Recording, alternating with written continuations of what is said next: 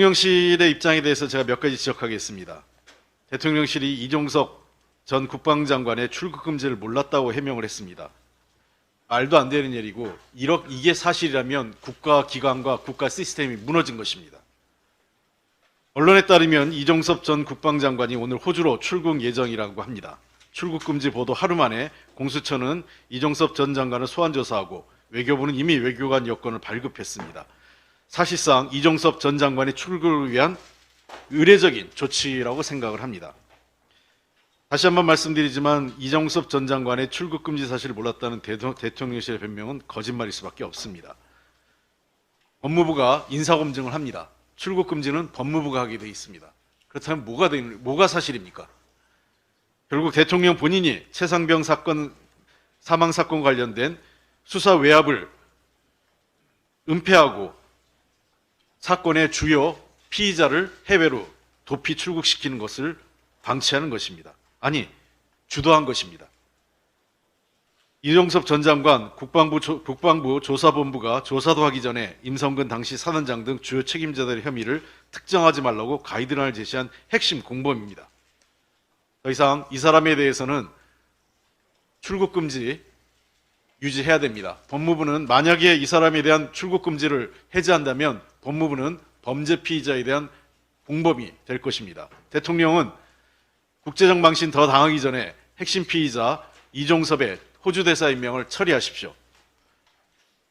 대통령실이 925조 퍼주기 지적에 이게 잘못됐다, 사실이 아니다, 왜곡이다라고 합니다만 이 모든 얘기는 대통령 스스로 한 얘기입니다. 17번의 민생토론회에서 925조는 모두 대통령 입에서 나온 말들입니다.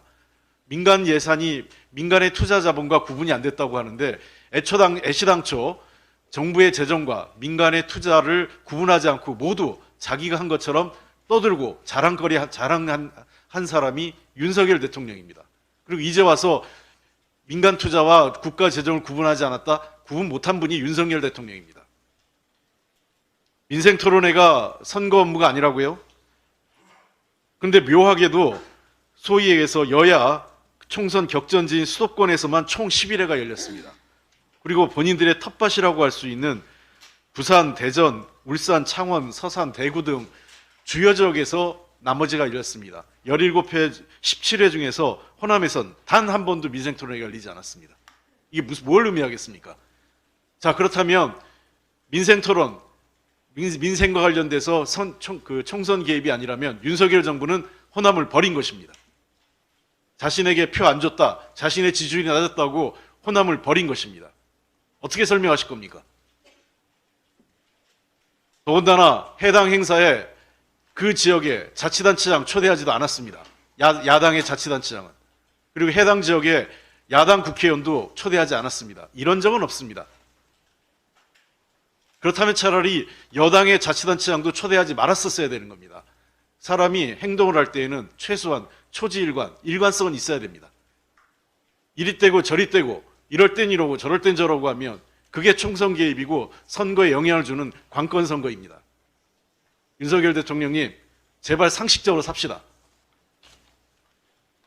윤석열 정부의 총체적 경제 실패 심각합니다. 물가가 고공행진입니다. 유가의 고금리까지 다시 3고 위기가 다가오고 있습니다. 물가가 심상치 않더니 지난달 생활물가 3.7% 비상 상황입니다. 엎친 데 덮친 격으로 중동 정세 불안과 함께 오펙 플러스의 감산 연장으로 유가도 오름세입니다. 유가가 오르면 이후 공공요금 인상도 불보듯 뻔한 일입니다. 부채 위험을 뜻하는 신용갭은 14분기 연속 위험 경고입니다. 국민들은 고금리에 고통받고 있습니다. 우리 국민들은 다시 고물가, 고유가, 고금리 3고 위기에 놓인 것입니다. 이러한 총체적 경제 위기에도 대통령은 경제는 관심 없고 불법 관건 선거에만 올인하고 있습니다.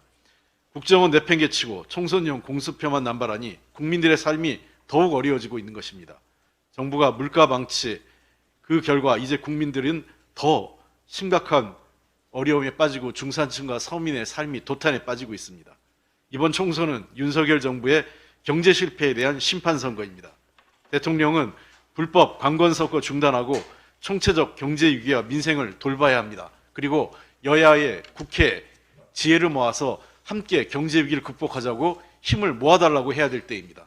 대통령님 좀 제대로 합시다. 이상입니다.